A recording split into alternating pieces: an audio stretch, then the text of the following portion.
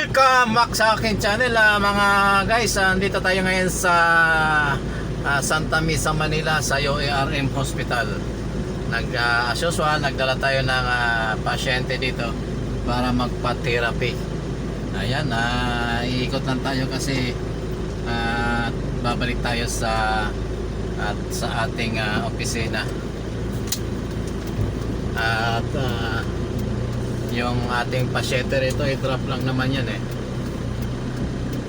Ayan, hahantayin lang natin ng konti yung ating kasamang nurse kasi may kinukuha lang siyang dokumento at dadalhin daw natin sa opisina. Ayan, saan na kaya siya? Ayan, tapos na tayo sa ating pagkuha ng dokumento. Tuloy na tayo sa ating opisina sa ngayon. At mega love shoutout, good morning pala sa ating mga kaibigang OFW at mega love shoutout po sa lahat. Sama-samang po kayo naroon, mega love shoutout po sa inyong lahat. Ayan, palabas na po tayo ng UARM compound. Ayan po, nasa tapat po yung dilaw na yan. Ayan po ang eskwelahan ng UARM. Ayan po ang eskwelahan ng UARM. Ayan, medyo dahan-dahan lang tayo dito kasi mapipilis yung mga sasakyan. Shoutout sa ating mga magigiting na policemen na nagbabantay dito sa area na to.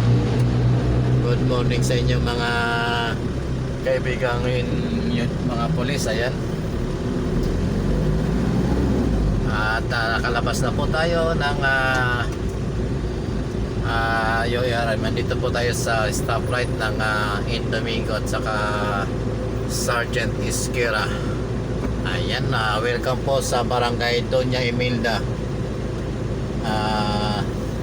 sa may Aurora Boulevard, dito po sa Santa Mesa. Ayan, doon po sa likod natin pagkalagpas po ng UARM ay sakop na po siya ng San Juan. Ayan, kaya dire-diretso lang po tayo. Nandito na po tayo ngayon sa may another stoplight. Wala pang 50 meters, stoplight na naman. Ayan, talagang ganyan, tsaga-tsaga lang at ingat-ingat po tayo sa biyahe natin. Ayan, at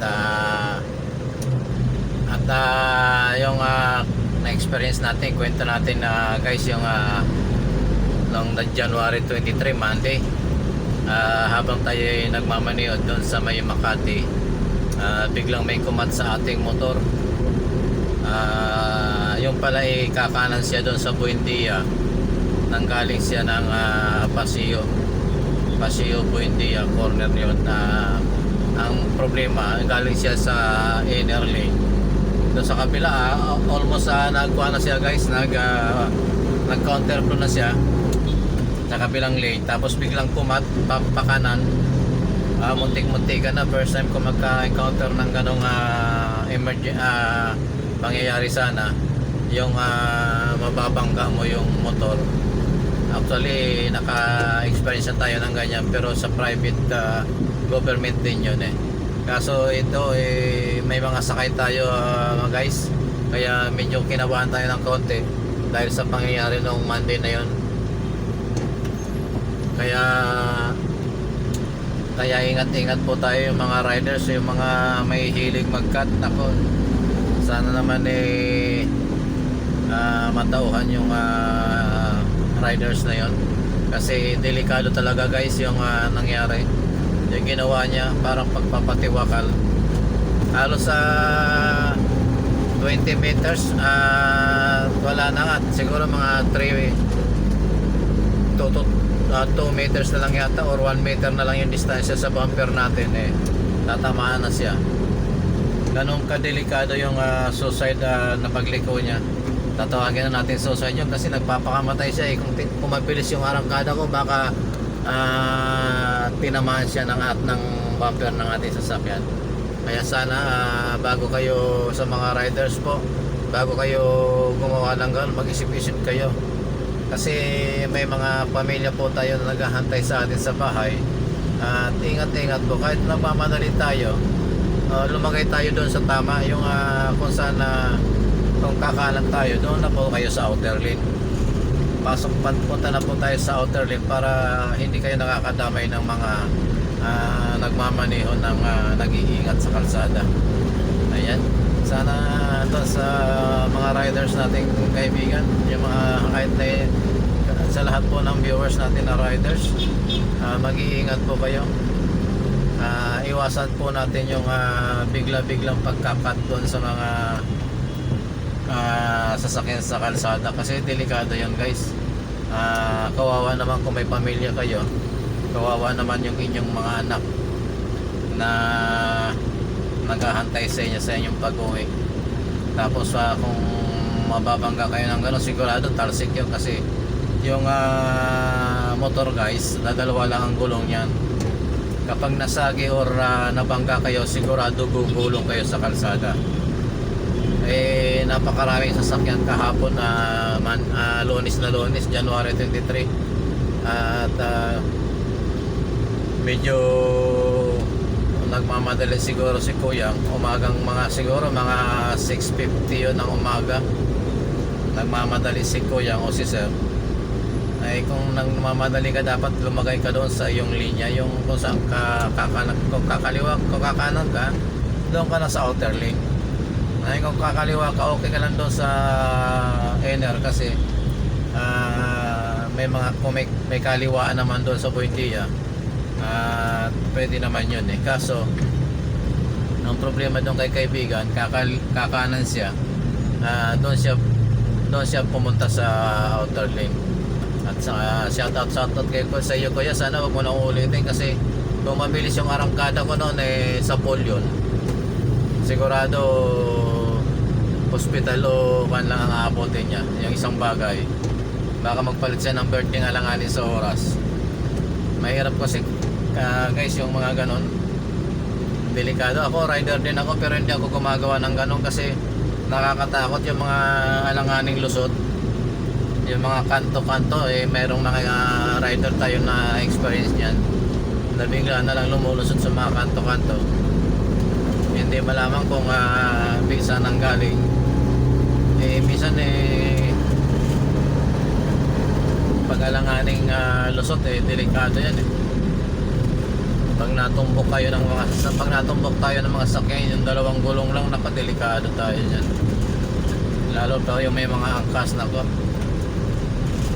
Kaya ingat lang po, at takbo-pogi po tayo, lalo na yung mga nag-aangkas ng kanilang mga anak. Ingat po tayo.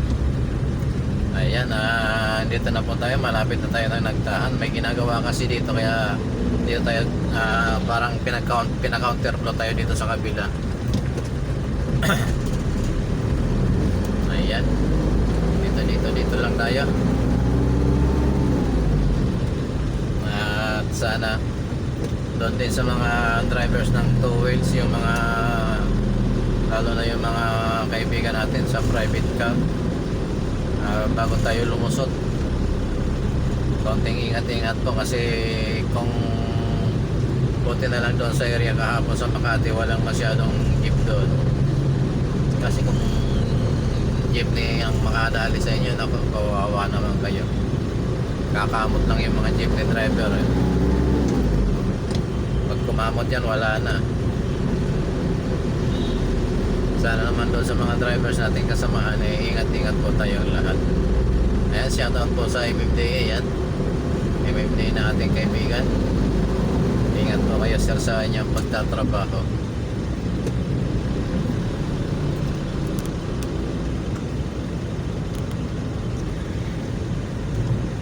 Ayan, malapit na tayo dito sa Nagtahan. Time check nga pala ay sa 9:28 na ng umaga. 9:28 ng umaga, January 24. Ayan, dito na tayo sa may Nagtahan, sa may Mabini Bridge, papunta ng Mabini Bridge. Shoutout kay ate, naglalakad sa gitna.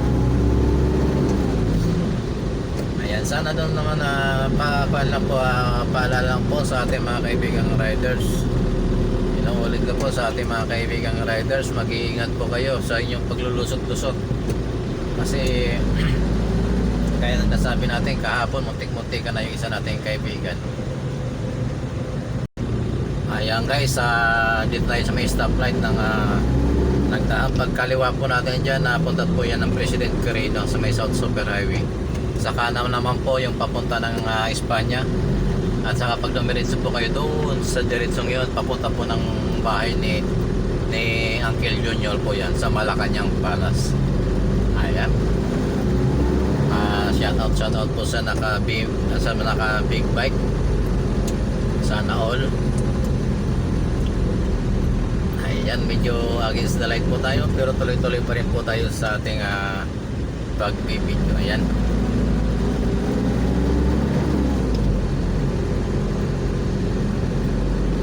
Tuloy-tuloy lang po tayo hanggang sa makaabot po tayo ng nagtahan. Ayan, nakakit na po tayo dito sa tulay na to. Shoutout sa nakamotor na yan. Shoutout sa iyo kaibigan. Ayan. Nakakit na po tayo. Ayan, shoutout sa magigiting natin ng tagalinis ng ating mga kalsada. Ayan, sa mga street sweeper ng MMD. Ingat-ingat po kayo sa inyong pagtatrabaho. Ayan. Dito na po tayo sa tulay. Tatawid na po tayo ng Pasig River. Ito. Maraming salamat po sa ating lahat ng mga kaibigan na OFW. Sa mega love shoutout po sa inyong lahat. Lalong-lalo na po dyan sa Kuwait at saka sa Hong Kong. Mega love shoutout po sa inyong lahat. Sa mga kaibigan po natin vlogger sa Japan, shoutout po sa inyo. Ayan.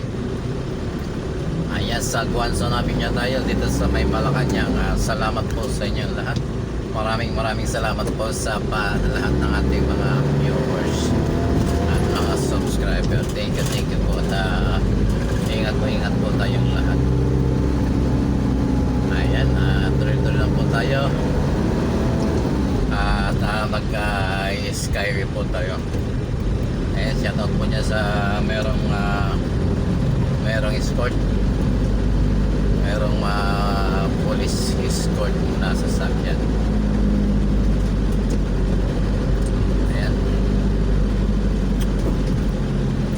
Maraming salamat po ulit. At nandito na po tayo.